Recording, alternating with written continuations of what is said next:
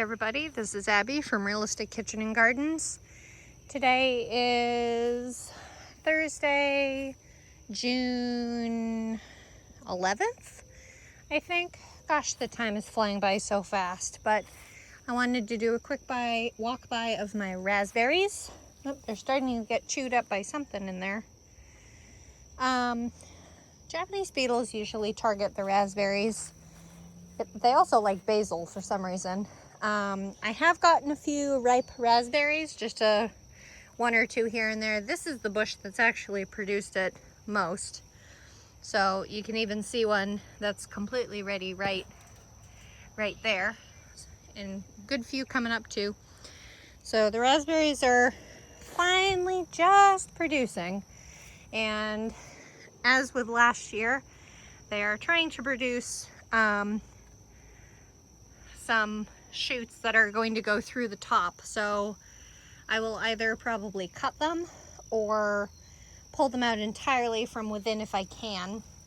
These plants are held upright because when they were completely barren before they grew really, I put these wire kind of, I don't know, I guess you could call them a girder for lack of a better term, on them. So any of the canes that came up got stuck in there and held upright. So it's working pretty well.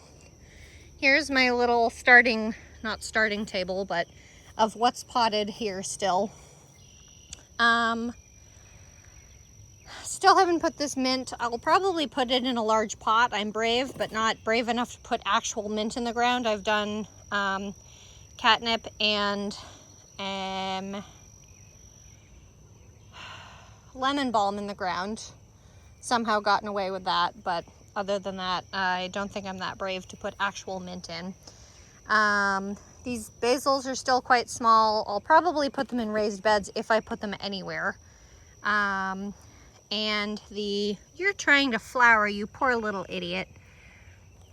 This little tiny sandstone agoshed, which is in the hyssop family, is trying to flower. Also, there's a few fungus gnats hovering about, but I need to up pot these or put them in the ground.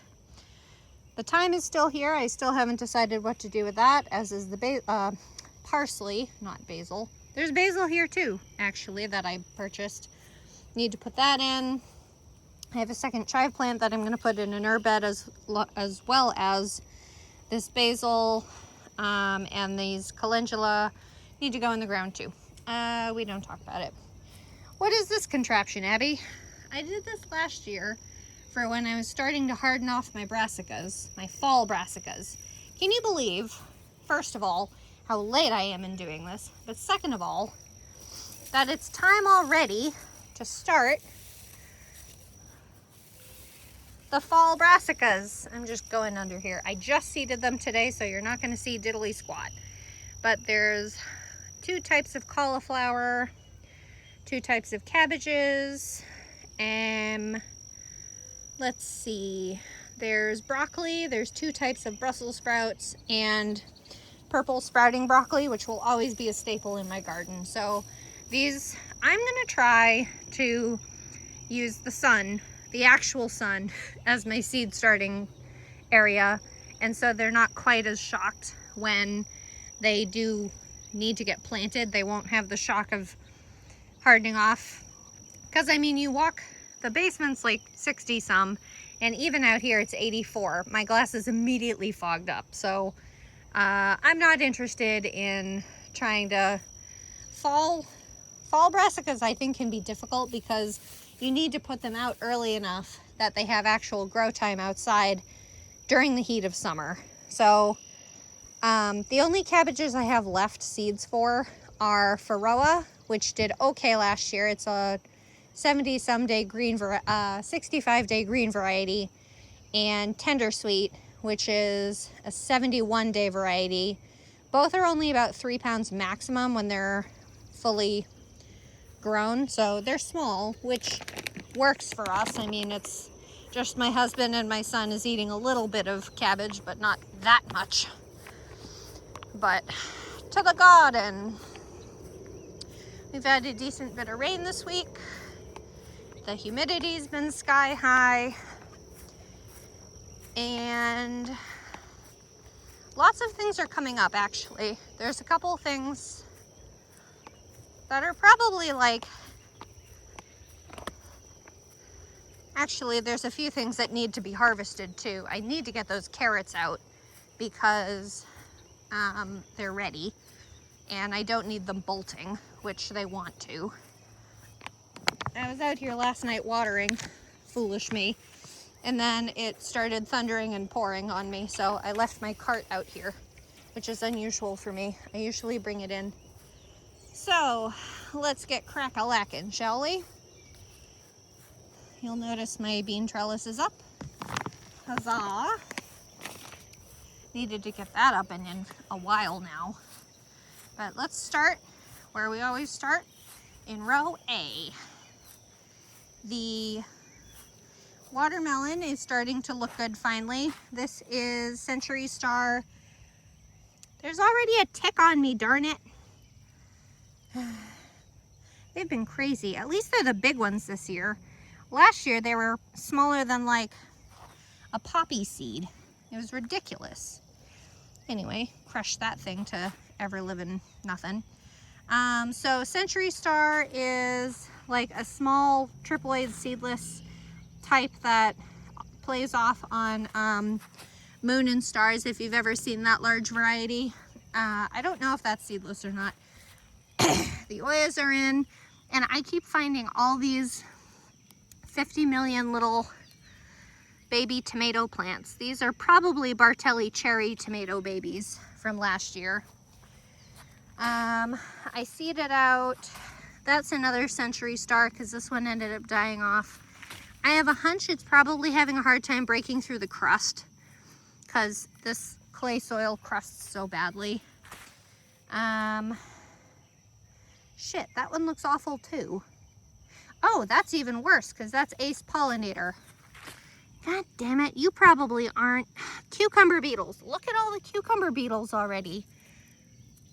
This has succumbed to anthro doodlebop. I didn't get it. Where'd it go? I wanted to show you guys. This variety must not, here. That's a striped cucumber beetle. I needed to put diatomaceous earth on, which I brought down to the garden with me. But shit, my pollinators aren't resistant to arachno, whatever the hell it is. Son of a gun! Anyway, continuing on, same thing with this Century Star. I think it's having a tough time breaking through the crust.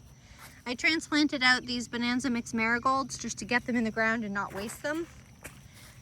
Having some sunflowers pop up finally. I did both Sonia, which is yellow, and Florenza, good old Florenza, which always does me well. Here's a Century Star that I seeded on the same day as the other two, and it's up. It actually had a friend that obviously didn't make it. I'm gonna have to cover the son of a gun. These were pristine yesterday. This is another baby Ace Pollinator. I see we're gonna have a great year with pests. Buckle up, y'all. Another Bonanza Mix marigold. And here are the first few Hannah's Choice cantaloupes. This is one that I transplanted out, started indoors and transplanted. Oya. Hannah's Choice is a very resilient variety, so I'm not worried about that same disease that knocked out that one down there. I can't believe they sent me a pollinator variety that's prone to the most common bloody disease spread by cucumber beetles. That's so stupid. I see another sunflower. I kind of planted them like there and probably around here somewhere. So they're coming. Hannah's Choice, marigold. These are newly seeded Hannah's Choice, which look good. I don't know what the hell that is, but it's not a sunflower. There's the sunflower right there in the middle. Something woody. And then here's the, if you follow the Facebook page, Here's the open Bonanza mix sunflower, marigold. Spineless zucchini is already open and chewed upon. This, look at that freaking cucumber beetle running. Stupid thing. I'm pretty sure this is a baby basil from last year. And then sunflower, lavender to try to keep off, whoop, I knocked a firefly down. Try to keep off the vine borers. We'll see how it goes. And this one's been chewed pretty well too, from probably, God, look at that. You can even see the damage on the underside. Freaking cucumber beetles. Actually, that's where the majority of the damage is. It's not even on the top, it's on the bottom. They chewed the bottom. It's gonna be a good year, I say sarcastically for anyone that missed it. This is the first of 4 Excelsior pickling cucumbers. These are also, this was a tried and true from, I think, last year. I think they're resilient enough to hang on, resilient enough to all those diseases, so I didn't have an issue with them last year, knock on wood. 2, there's a little baby sunflower. Here's some dill. I decided to try to put some dill in to try to help ward off the pests, / I need it for pickles. So here's thalia dill, which really didn't germinate that well. I sprinkled it pretty thoroughly and there's maybe 5. But they time-wise, they did germinate well. It's only been 7 or so days. Here's another little baby basil.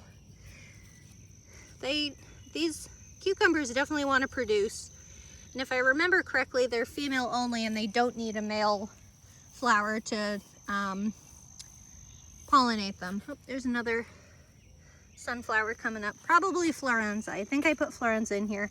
And here's the last one. So the cucumbers look okay as I push aside cucumber beetles flying away.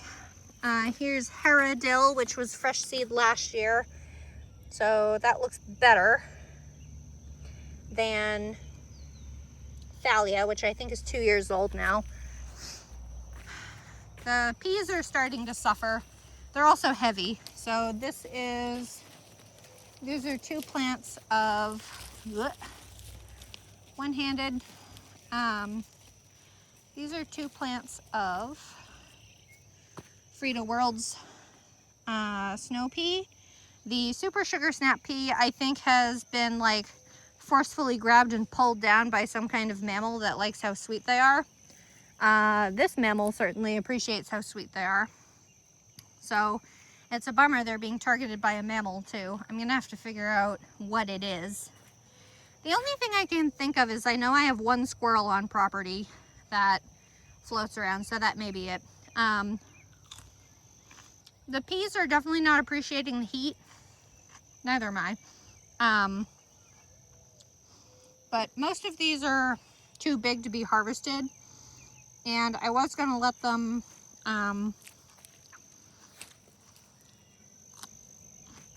sweet like candy.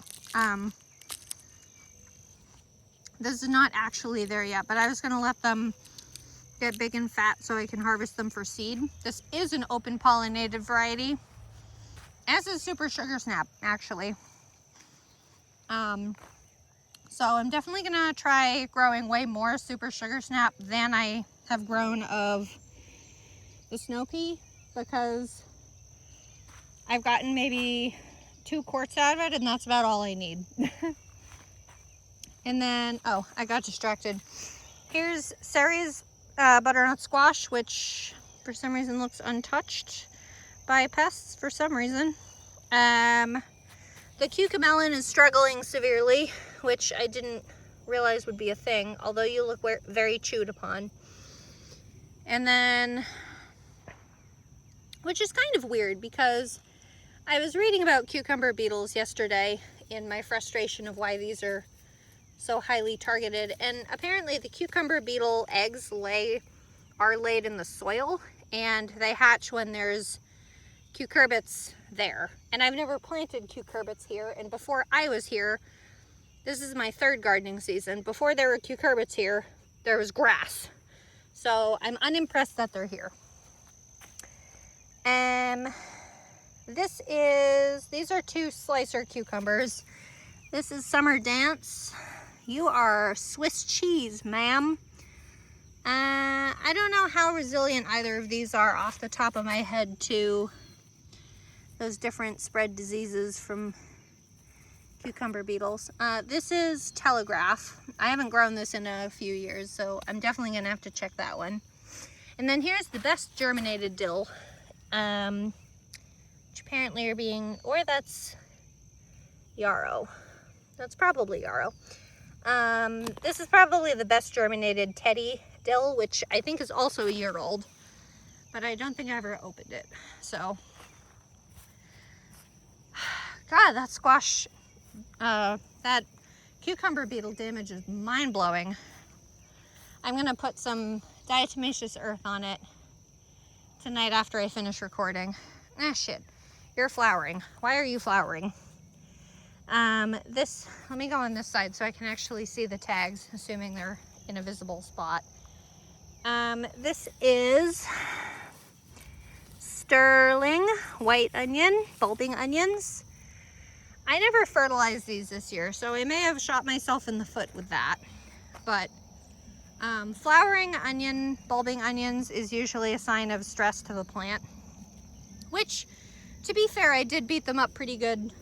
What is that, 2 weeks ago now, a week ago, when I pulled the black plastic off, black landscape plastic off. So, I mean, the necks look good size, and there's a couple good size bulbing ones, but I think they'll probably be ready if I can do any kind of math and nature follows the math I'm doing.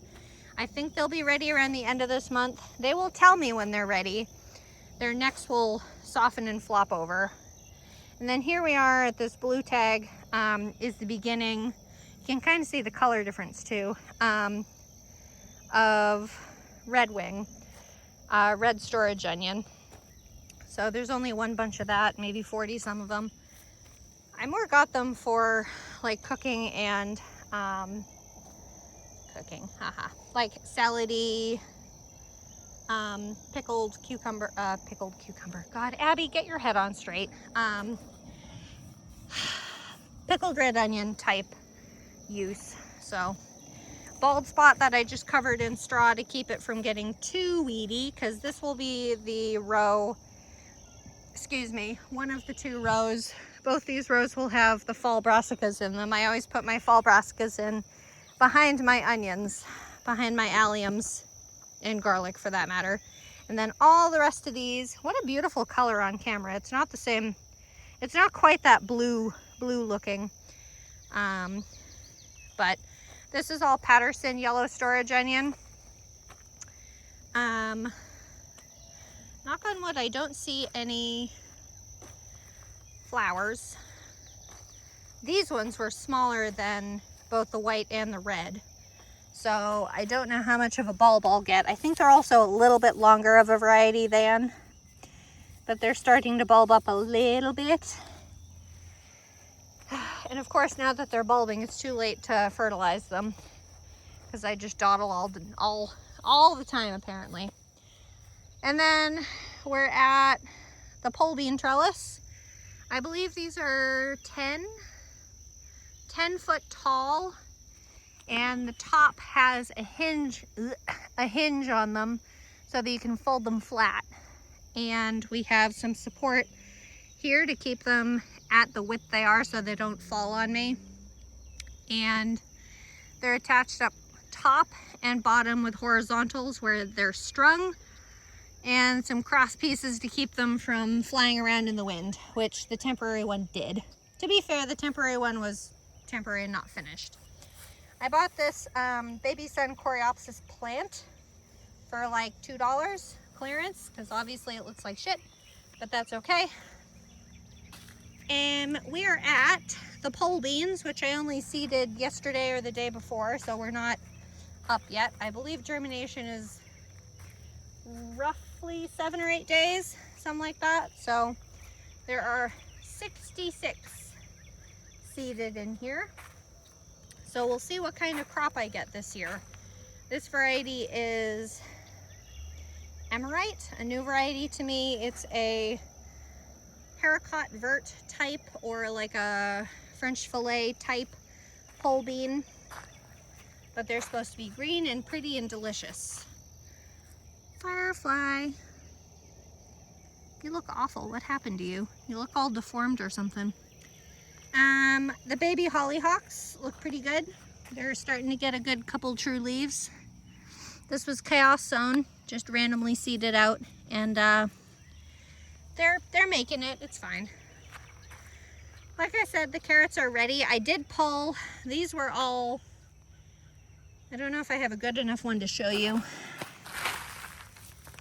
These were all starting to go to flower. So here's the root, which is obviously small, but you see how long the stem is and how many parts there are to it. It was trying to flower, so I pulled them out, and here's one doing that too, actually. So the plants are probably just too stressed. They're very densely planted, but they're also basically ready. Let's do a random pull.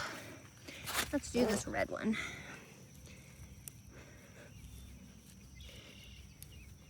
I love pulling carrots.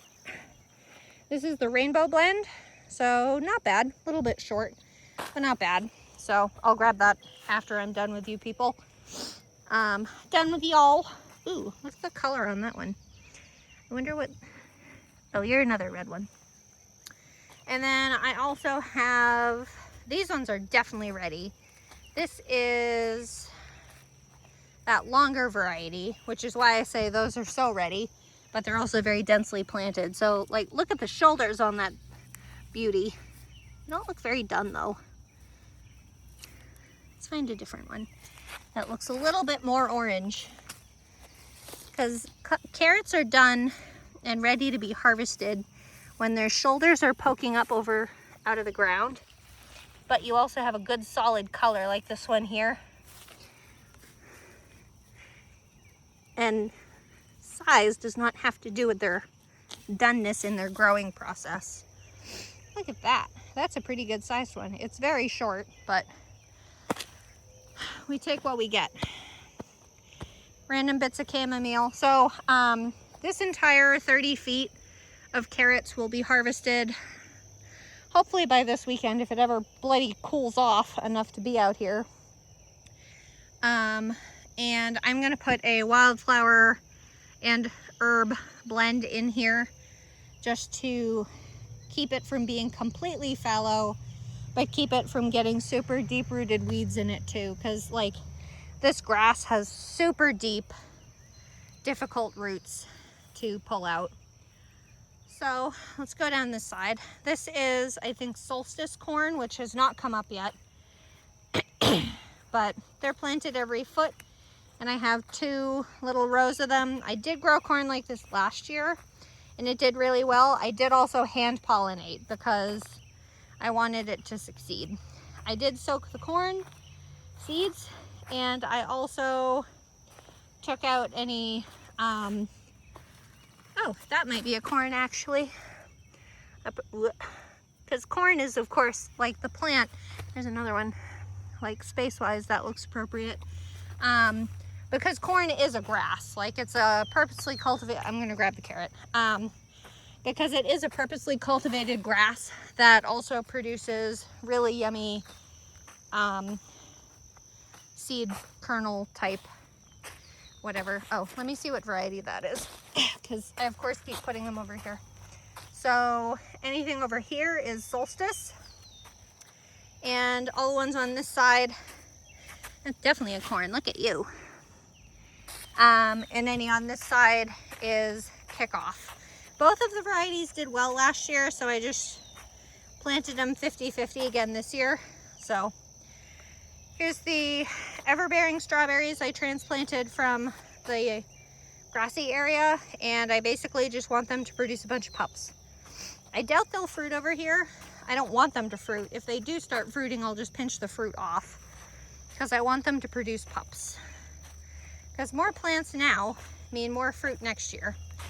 And then this is the spot for the one and only Flavor Fest strawberry plant I have, which is producing pups.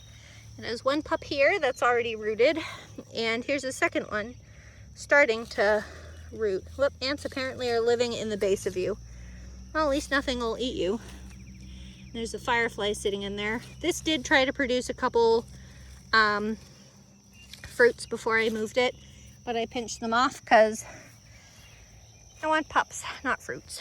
I also seeded some sweet alyssum over here, and that might be what this is. Maybe. Or it might be random shit coming up, because that's what nature does. But space-wise, it makes sense to where I put it. I also put some down this end, but I didn't see as many down here, or any down here, not really.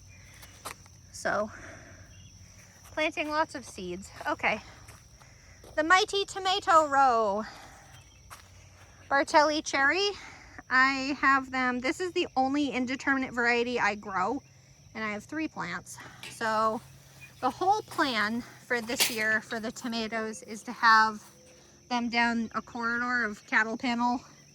These are pieces I bought a couple years ago that are actually they're part of an A-frame, so they come welded in this little A thing, but I obviously have removed their A status, and for Bartelli, I have them right against it to give them some structure, and I may leave 2 of these attached and use them to make like a triangular point up top, like the roof of a house, to let Bartelli climb a little bit taller, because these are definitely not even 4 feet tall. They might be 4 feet if you include these, but indeterminates get much taller than that. They also are producing flowers and fruit, apparently. My husband loves this variety. It's from Territorial Seeds.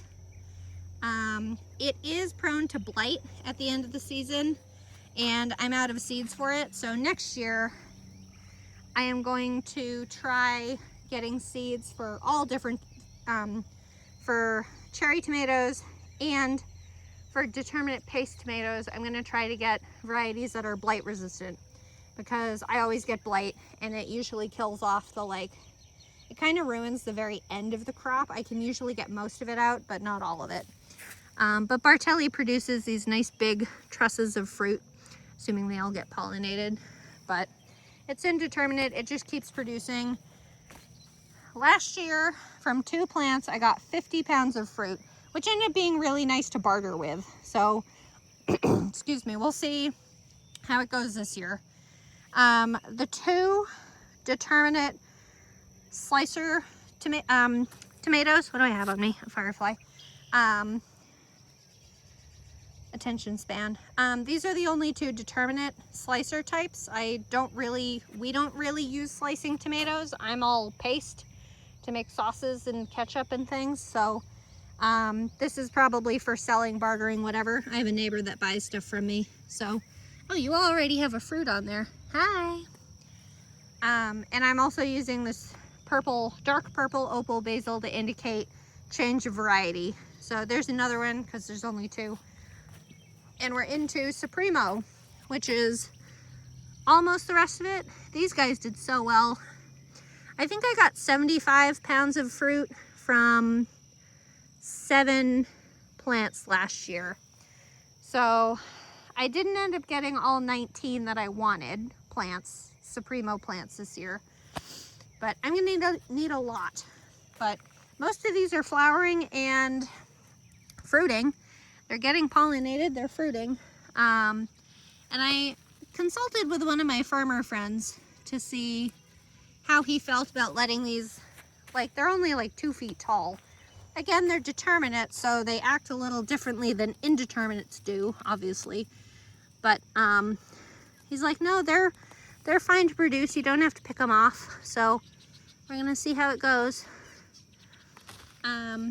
Some of them are leaning quite a bit, so I may have to stake them till they really stand up and get caught by the trellis. But they're going, and all the nasturtiums are kind of catching up. They're digging their feet in a little. This one is struggling, but this is The nasturtiums are back and forth between, I think it's Purple Emperor, which is a trailing variety, and Gleam Mix, which is supposed to be a trailing variety, but some of it mounds. I did tear this one out. That got completely broken at the base, but this is going to be marigolds. Jaguar marigolds, which are, I think, yellow with red centers, which I grew a couple years ago. But this side of the Supremo is all traditionally planted, and this side of Supremo is planted via seed snail. So, they're not flowering yet. Well, it looks like they're just flowering. I'm gonna have to look at the tags because some of them were seeded like a week later. I think I think this set was seeded a week. Yeah, this set, the ones that are already fruiting and flowering were seeded 5 days later than the ones in the snail. So those ones are probably almost a week behind the ones that were traditionally seeded and started and all that. They also seem to have a lot more like crazy branching to them. So however you want to interpret that. And then I have two, three. Oh, I also love how these dark purple opal flower. I think they're so pretty. I also like to grow basil for the flowers for the pollinators anyway.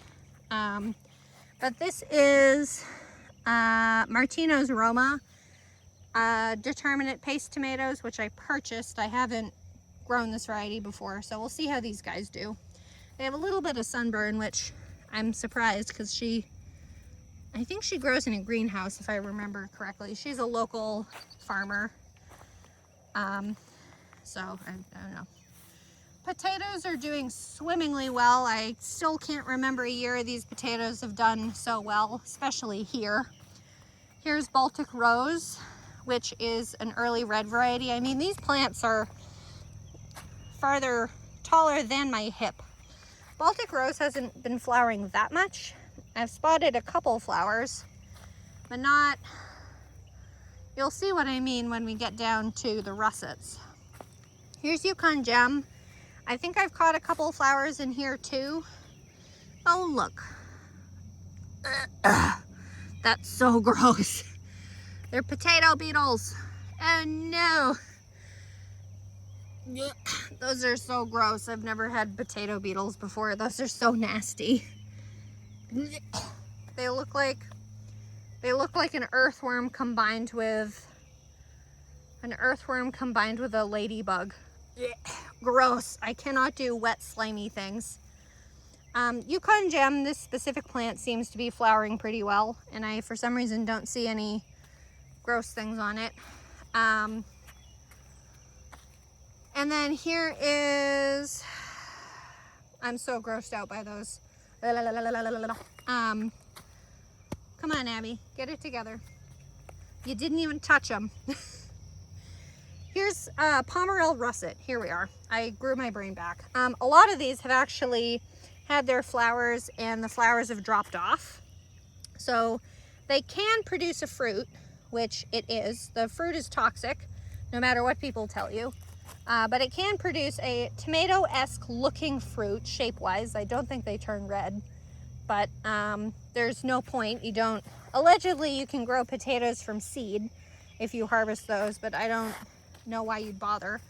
It's probably much easier to grow them just from the tuber, but here we are. So at least for new potatoes, like the waxy type, well, the waxy types are an actual type of potato, but for new potatoes, just to eat right away, you can harvest them 2 weeks after the flowers are gone, 2 to 3 weeks.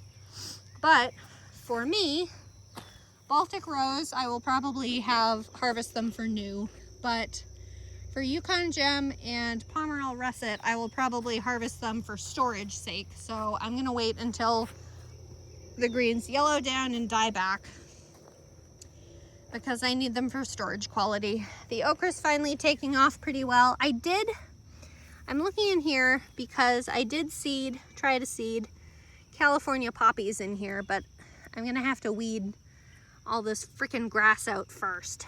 But here's, excuse me, what do you think you're doing? This silly little okra wants to flower. No, you're a baby. You don't need to flower, just keep growing, you poor little idiot. Oh, there's a amaranth from last year. If you're around from last year, I grew amaranth and it of course seeds itself literally everywhere. But here there's 5 burgundy okra. 1, 2, 3, 4, and 5. I can see them in person much easier than through the screen. And then here's an orange jing okra that I grew from seed that I kept a couple years ago. So we'll see how they do. Pumpkin on a stick, which is actually an eggplant, ornamental style. They have flea beetles wicked bad, but they're still growing. So, this is my first year growing. Oh, look, a chamomile. Little chamomile seedling. This is my first year ever growing eggplant. So we'll see how it does. I know they're infamous for being difficult or finicky or whatever you want to call it. But these plants are brutal. Look at all the spikes on these.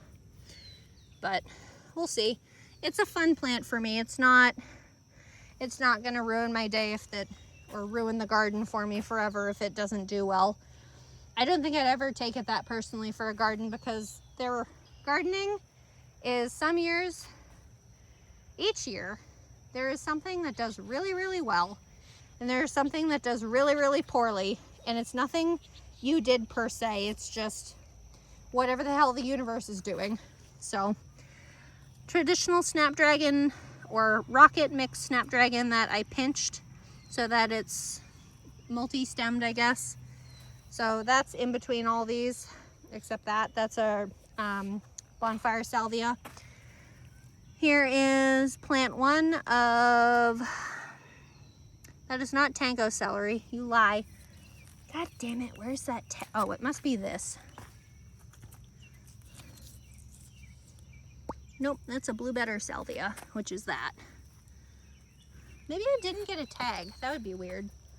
But anyway, what is that? Scarlet sage, I knew that. Well, these are banana peppers that I got from a different local vendor, but here's the first fruit. So we'll see how it does. And then all the rest of these up until somewhere, I can't tell where, I think just past that flowering snapdragon. These are all Gurney's giant red 2 sweet bell peppers. These are supposed to be behemoth of a plant. So we'll see how it does. Here's another. I don't mind the amaranth coming up in droves because it's easy to pull out. Their roots are super shallow and their stems are really fragile too. But I mean, the fruit's already a good size. I mean, there's some stupid little cutesy varieties of peppers that the fruit barely gets that big. It's only just getting there. So this was supposed to be a 70-some day variety. So I'm really impressed it's already, well, I know why it's flowering or fruiting. It's fruiting because I did a really high phosphorus and potassium fertilizer for them. And when they flower, if you tap them, like I've been doing, they are self-fertile. They don't need other flowers. And that will pollinate them. It mimics the shaking that a bumblebee does. But I'm just impressed that they're holding so many fruits so well at this age. They may drop them if we start getting drought and stuff, but I'll try to support them as much as I can. I still continue to find green beans from last year's. This is where my pole beans were last year, so I continue to find them. And I'm sure I'll find amaranth all summer, which is fine. It's easy to pull up, I don't care. But these guys are doing great. This is the this is the last of the, why are you so sideways? The last of the Gurney's Giant 2 sweet red pepper. And then here's the one and only, there it is. I was gonna say, where the hell are all my tags?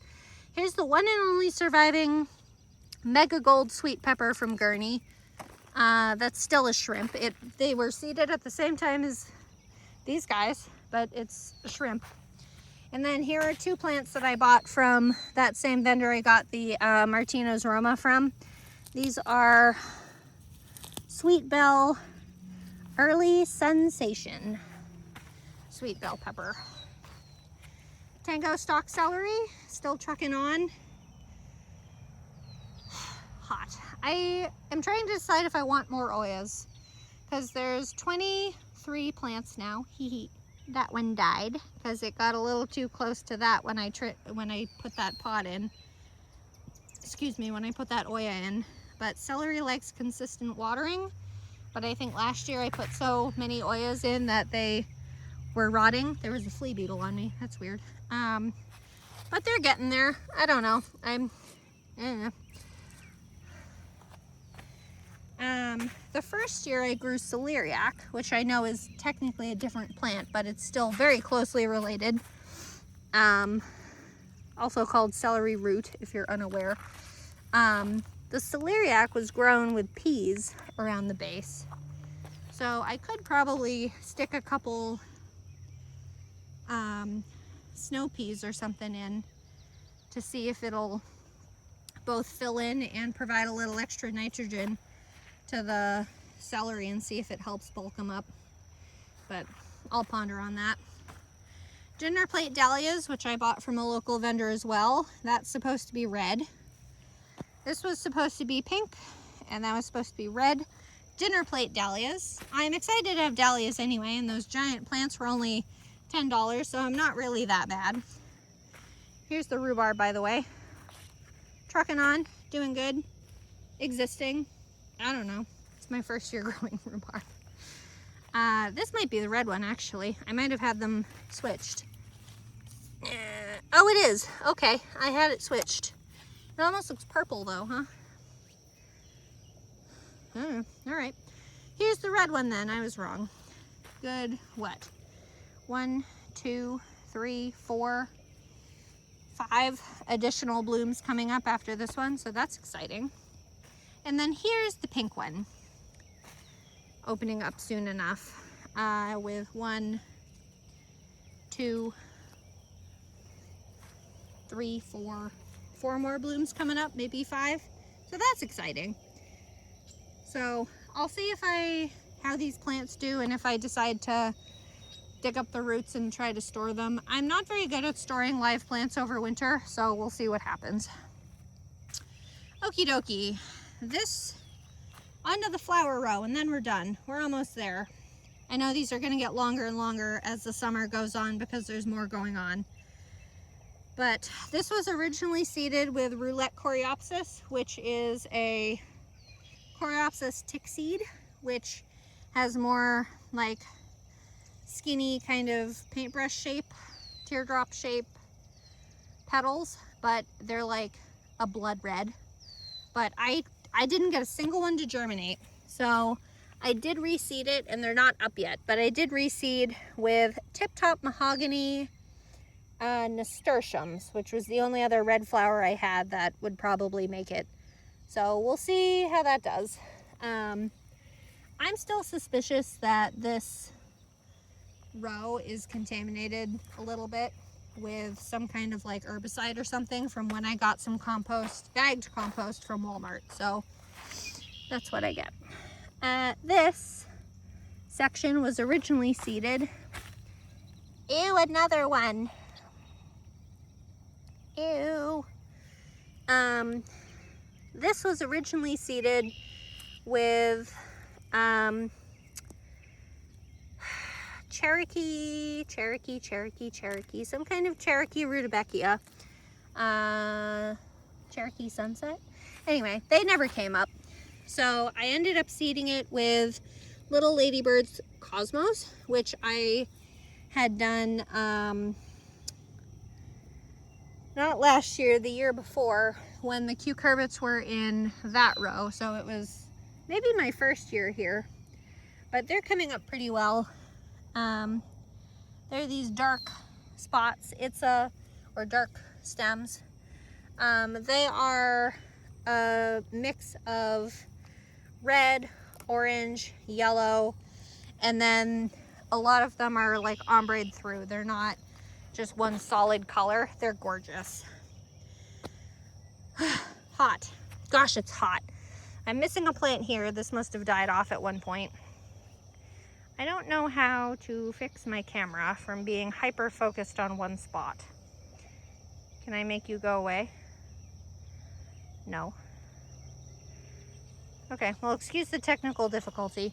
I'll just stick that in the center, I guess. Or maybe that, I don't know, maybe that does fix it.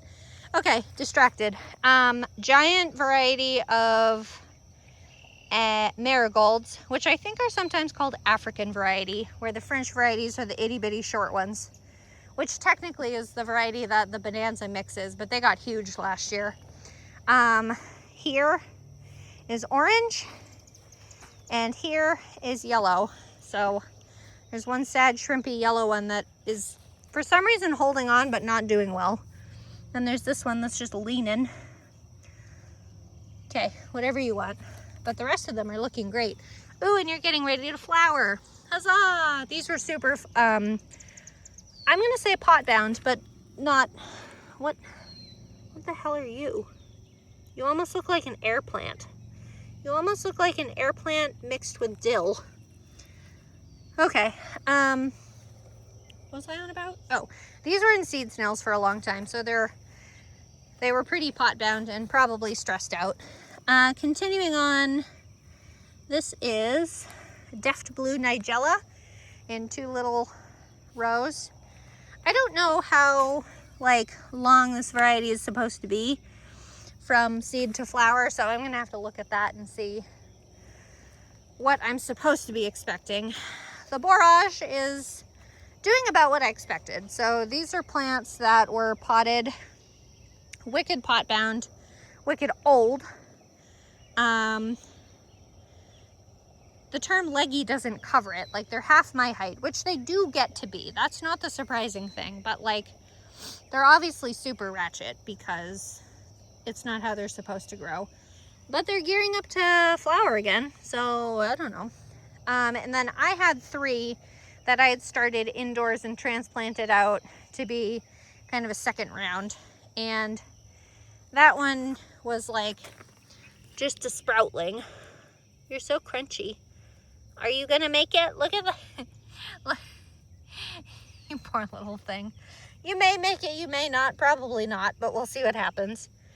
But that one and, ooh, oh, you're a firefly as well. I thought you were something else. And that one are the ones I transplanted when they were probably yay big. So they're much happier in that status. So definitely start, I need to actually get more seeds for borage because all mine were too old, basically. I only had 3 of 15 come up. So maybe I'll just collect seed from whatever flowers because they will reseed readily. Iron purple stalk doing pretty darn fabulously. I've never grown stalk before of any color, but I purchased this variety because I loved the color advertised. To be fair, the color was more like my wedding gown color, like a deep wine red eggplant aubergine color. So these are a little pale for that, but I do love the ruffled geometry of the bloom. So I guess I'll see what other colors these come in. That'll be fun. And then here is a weedy little patch of barely properly seeded plants. These are all supposed to be cosmos as well. Dwarf mix sensation cosmos. But I think I have some other random things coming up. This might have been part of the seed pack, which shouldn't be. But that's definitely a cosmos. That almost looks like a marigold. But these are supposed to be, there's another one of those. I kind of want to see what it turns out to be. I know it's not a cosmos though, but there's a few of them.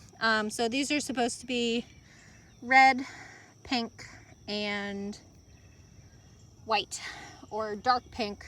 Multiple shades of pink and white is what they're supposed to be, but they're mostly concentrated over here. Nothing really came up over here. So once they're bigger, I may try to transplant, or I may try to just seed some more, since it's more like at the front right, because the shade comes this way. There's another one of those weird little things in there. I don't know what they are. Here's an amaranth though. But these are all, I think these are the carnations. Chaba giant carnations. I'm surprised how not doing anything they are. Talk about looking like air plants. I mean, these were seeded March 8th. They were very pot bound, I'll give them that. They were very pot bound, and then I put them in a snail.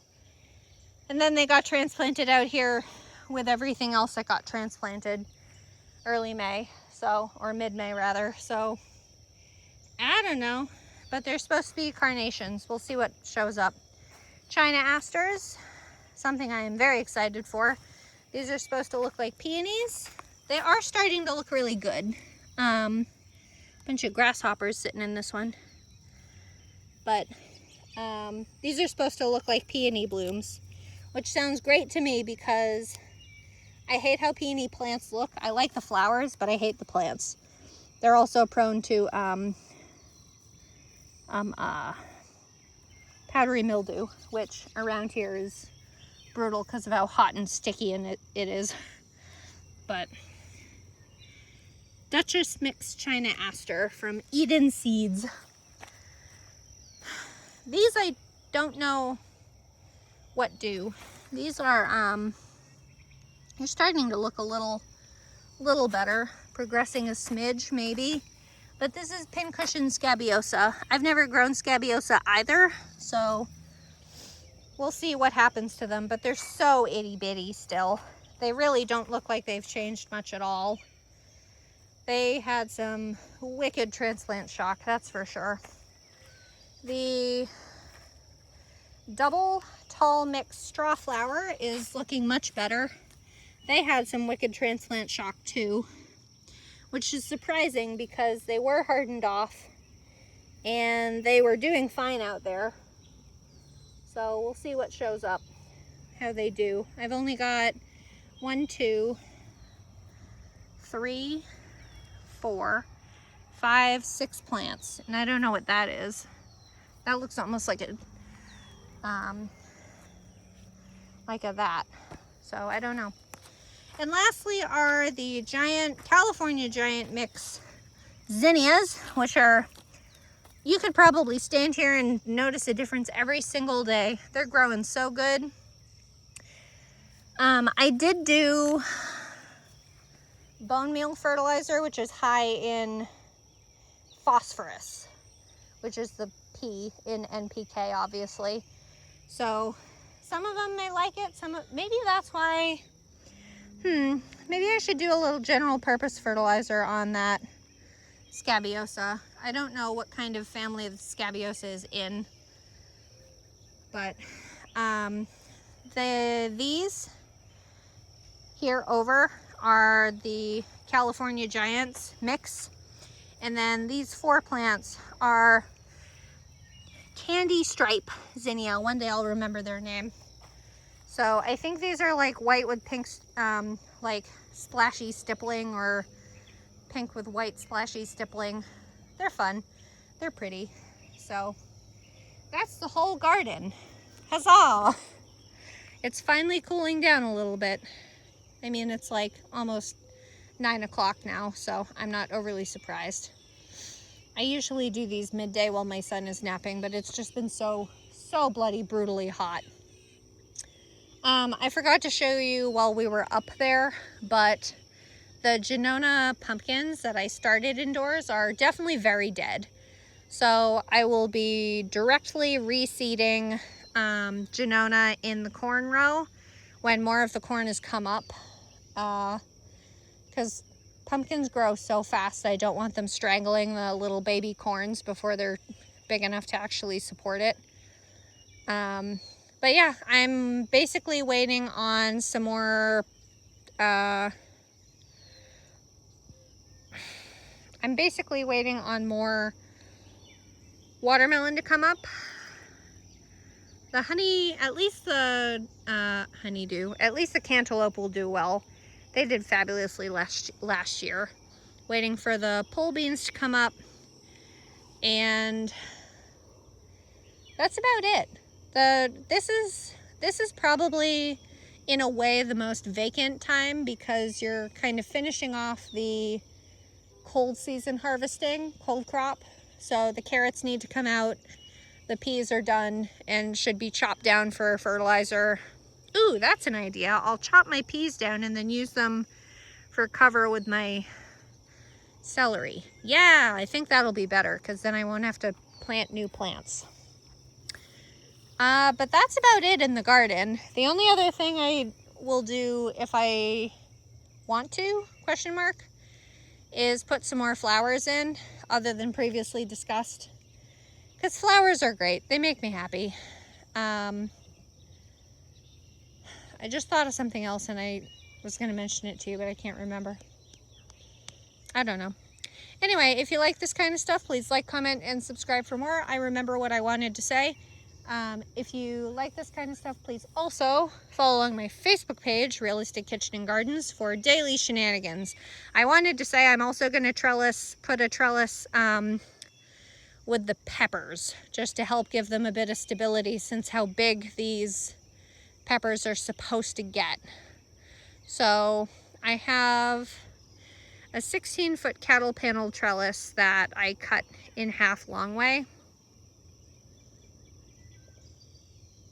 No, it was cut to do the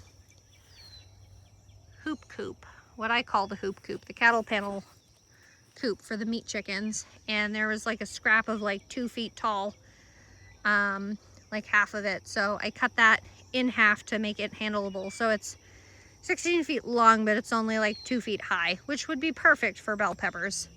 I just need to bring it out here at some point when it's not blistering. And ideally when my husband has a hand, because handling 8 feet is a little weird, but okay, that's all. I need to go put diatomaceous earth on my cucurbits while I still have them. Okay, thanks, bye.